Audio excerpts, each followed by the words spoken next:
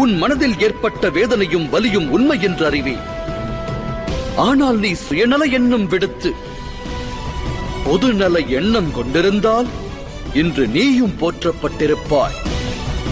ஜனனத்தின் போதே உன்னில் குடிகொண்ட திவ்யத்துவம் இந்த அகிலத்திற்கு ஒருவேளை பயன்பட்டிருக்குமேயானால் எண்ணற்ற ஜீவராசிகள் ஆனந்தம் அடைந்திருக்கும்.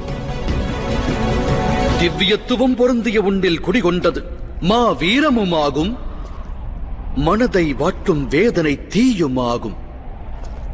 ஆனால் நீ உனது மனதை பொதுநலத்திற்கு அர்ப்பணிக்கவில்லை. அதர்மத்தின் மறு உருவமான துரியனிடம் நீ உன்னை சமர்ப்பித்தாய்.